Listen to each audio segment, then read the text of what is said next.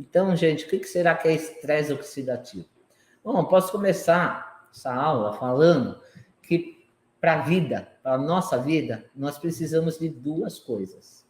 Uma é construir material orgânico como DNA. Ninguém vive sem DNA, né? Seu código genético. Ninguém vive sem o DNA. Nós precisamos de carbono, hidrogênio, nitrogênio, oxigênio, para formar as bases hidrogenadas. Todas as nossas cadeias moleculares, RNA, DNA. Então, esse seria o princípio da vida, né? Esses elementos, o carbono, hidrogênio, nitrogênio, oxigênio. As proteínas são formadas de nitrogênio, né? O oxigênio é super importante para a cadeia, né, cítrica, que é o ciclo de Krebs, né, para fabricar o ATP. Então, o hidrogênio, tudo isso nós precisamos. E isso tem a ver com a metilação. Lembra da metilação que eu sempre falo, né? Homocisteína alta não está metilando, dá até celulite, né? Mas a celulite é o de menos. Quem não metila pode ficar com câncer, pode ter um AVC, um infarto, uma doença neurodegenerativa, problemas de pele.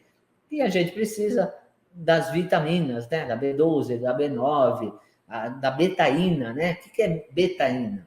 Não é o cloridrato de betaína, é a betaína. O que é betaína? Esse que eu quero, que faz parte da metilação. Trimetilglicina. Tem 3 grupos metil. Metilar. Então, ela doa 3 grupos de metil para doar. E junto com o aminoácido glicina. Essa é a betaína.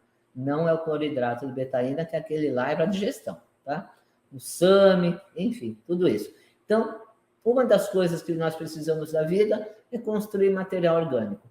A segunda, transformar em energia, né? Nós temos que ter energia, temos que ter ATP. Muitas doenças vêm de mitocondriopatias, inflamações, né, subclínicas, crônicas, ocasionando defeito na mitocôndria. E aí, sem energia, não tem vida, né?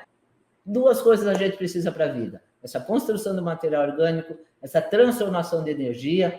O oxigênio entra como um oxidador, ele vai ajudar a oxidar a matéria orgânica entre carbono e hidrogênio.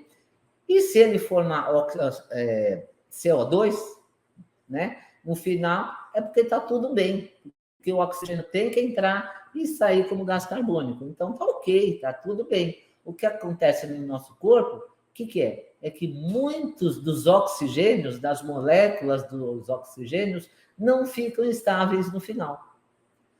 Para ser estável, o elétron, né, na última camada da célula, precisa ter números pares. Então, o elétron precisa, o átomo, né, a célula precisa, na última camada, ter 8 elétrons.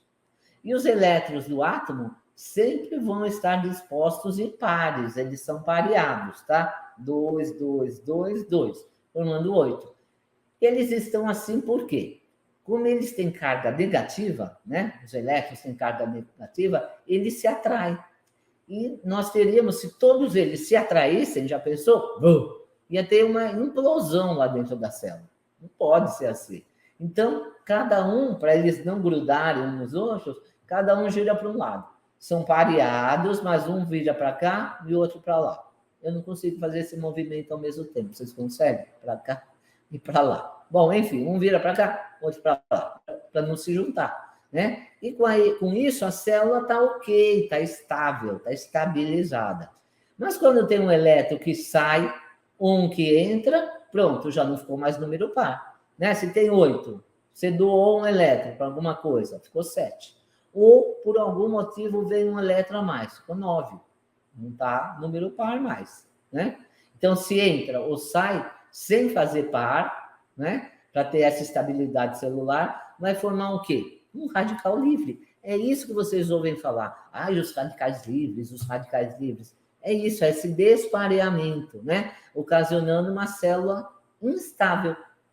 Então, essa célula que está instável, a natureza, né?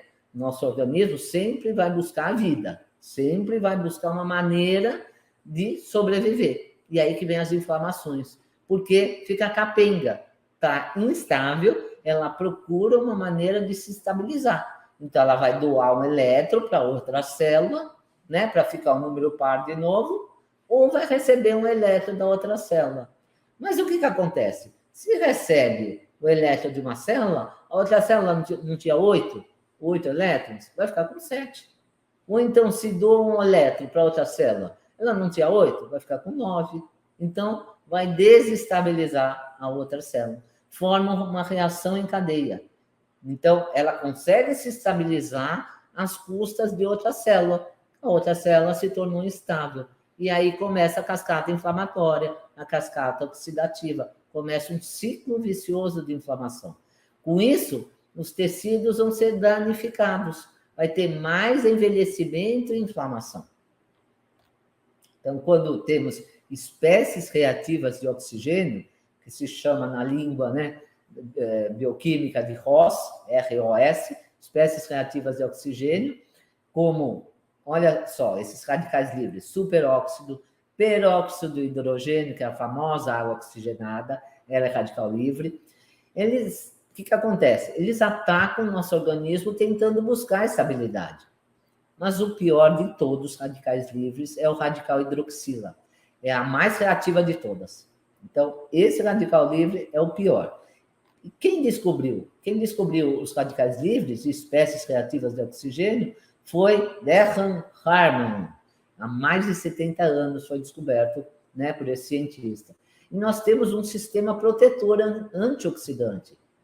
Então, nós temos essa capacidade. Eu sempre falo, um corpo estável, um corpo que está em homeostase, ele tem essa capacidade de combater esses radicais livres. Porque toda hora a gente está formando radicais livres, por estresse oxidativo. Até quando você faz uma digestão, você formou radicais livres, mas você combate isso, desde que seja 3%, né, das suas reações metabólicas, 3% vira radical livre. Mas quando começa, né, esses agentes agressores, essa má conduta, né, tanto alimentar como física, e vários tipos, né, de má conduta na sua vida, não estou falando conduta moral, mas até a moral, né, de repente também influi, porque são toxinas assim emocionais. Tudo desestabiliza nosso organismo e começa a gerar radicais livres. Mas quem tem esse sistema protetor equilibrado, esse sistema antioxidante, aí consegue combater, só que a maioria das pessoas não tem, né? Então, esses antioxidantes podem ser os que a gente produz, os endógenos. Por exemplo, o radical livre superóxido é contido por uma enzima que chama superoxidesmutase. Ela vai combater o superóxido. E ela pode estar dentro da mitocôndria ou no citoplasma da célula. Por isso que é tão importante a mitocôndria. Além dela fazer o ATP, ela também tem essas enzimas antioxidantes, que ela destrói esse radical livre chamado superóxido.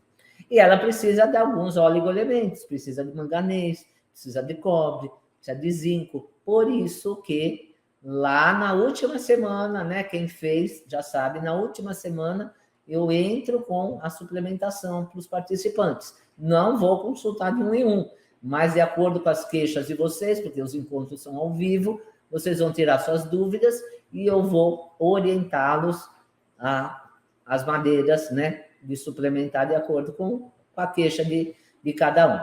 Por que eu não entro antes?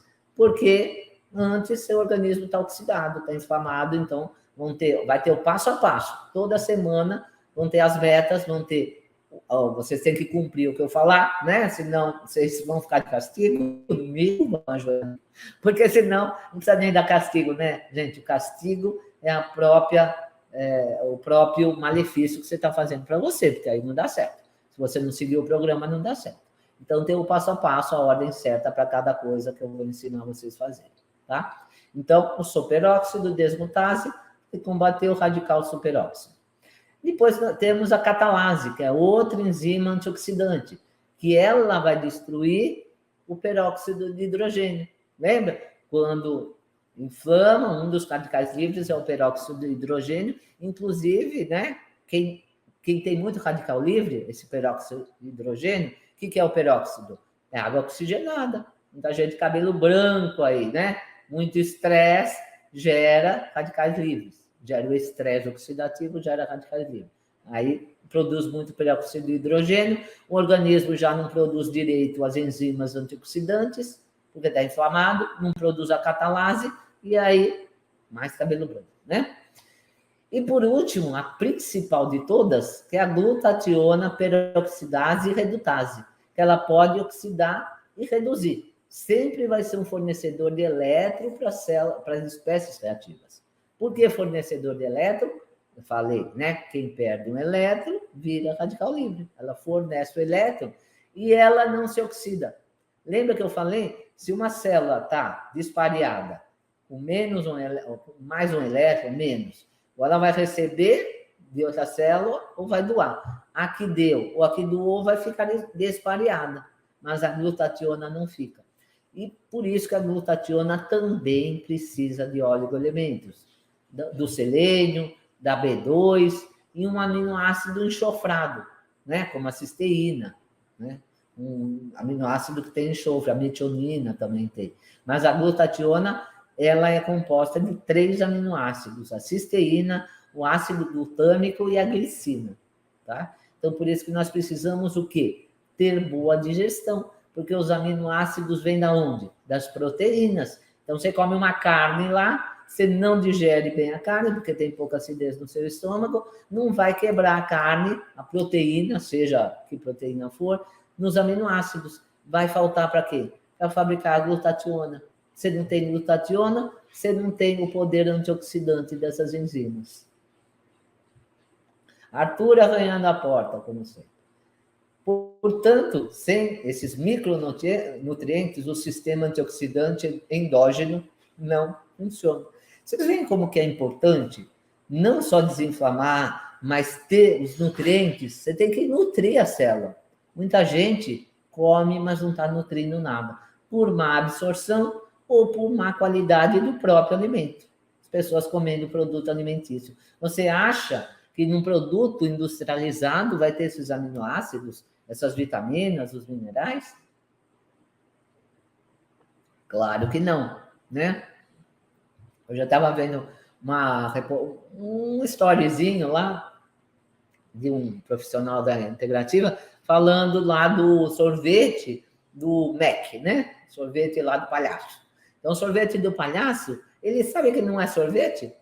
Não pode chamar de sorvete, porque o sorvete tem que ter lácteos e mais não sei o que lá. Tudo bem, nós não, no programa não entra lácteos. Mas, enfim, é pior ainda o sorvete do palhaço, porque é uma água lá, açucarada e hidrogenada. Vai uma gordura hidrogenada, açucarada.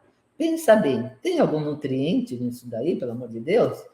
Né? Não vai nem uma castanha lá em cima para se fingir de nutriente. Então, olha o veneno que as pessoas estão tomando. Então, isso daí tem um motivo, porque não pode, é para pagar menos imposto, porque não pode chamar de sorvete, chama de sobremesa, né? Não pode nem usar o nome, mas é para economizar mesmo, né? Por que vendem tão barato? Porque aquilo lá deve custar um centavo para fazer aquela água açucarada lá e pôr uma gordura hidrogenada. Então, as pessoas consomem esse tipo de veneno. E depois fica sem memória, sem cognição, parece que ficam uns zumbis aí e não sabe por quê, né? Então, o que a gente tem que fazer? Primeira coisa, o retirar. Né? Então, já vou avisando que no programa do DSC a gente já começa retirando algumas coisas. Não tem como desinflamar, né? Não tem pílula mágica, não tem milagre, tem que saber se alimentar. Mas o programa não se baseia só em reeducação alimentar. Nós vamos abordar vários pontos de todos os lados. É impossível que eu não te desinflame em 30 dias. Claro que não vou te curar de tudo, mas vou te dar o caminho das pedras. Mastigadinho, bem mastigadinho, tá? Vou te levar pela mão e te dar bem mastigadinho tudo que você precisa saber para ter um sucesso aí na sua desinflamação e abandonar de vez esse monte de remédio aí, né? Deixa o Arthur entrar, mas ele mexe em tudo, ele sobe aqui na lareira, ele pula na mesa, ele é arteiro, né? Depois eu mostro ele para vocês. Então, Falamos das enzimas antioxidantes endógenas. E tem também o exógeno, que vem de fora. Aí entram os antioxidantes que nós podemos sim suplementar. Então, é uma célula que doa ou recebe um elétron sem se estabilizar. Né? Por exemplo, a vitamina C com a E. Essas duas trabalham juntos, né? A vitamina E, inclusive, quando foi descoberta, levou o nome de tocoferol. Por isso que quando a gente compra uma vitamina C ou manda manipular, uma vitamina E, perdão, eu sempre peço mix de tocoferóis e tocotrienóis, que são 8 vitâmeros da vitamina E, né? E ela é importante até na gravidez. E elas trabalham juntas, ó, como que funciona, né? A vitamina E tem um turnover baixo, né? Então, ele tem um processo de eliminação do organismo um pouco menor, né? Ela é eliminada mais rápido. E ela fornece o elétron para combater o radical livre, lembra? Para combater o radical livre, a célula tem que estar pareada de elétrons, ela fornece o elétron. E ela é chamada da vitamina do sacrifício. Por que é vitamina do sacrifício? Porque ela doa o elétron e o que acontece? O que eu expliquei? Quem doa o elétron se oxida, porque fica com menos o elétron. Então, ela se torna reativa. E ela tem que vir junto com a vitamina C, porque a vitamina C tem uma maior agilidade e rapidez de ser eliminada pelo rim. Então, se a vitamina E perde um elétron, se a vitamina E perde o elétron, vem a vitamina C e cobre isso, doa um elétron, tá? Mas a vitamina C ainda ela mais eliminada e ela não fica lá circulante como um radical livre.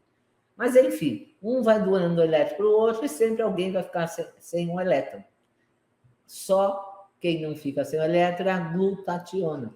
A glutationa, por isso que ela é a mais importante, é a rainha dos antioxidantes, das enzimas endógenas antioxidantes. E para você produzir a glutationa, você precisa estar bem suplementado. E para estar bem suplementado, você não pode estar inflamado, senão você não absorve.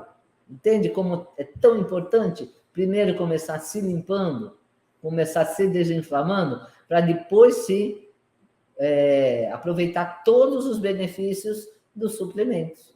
E é por isso que lá no programa DSC, a última fase dele é a suplementação.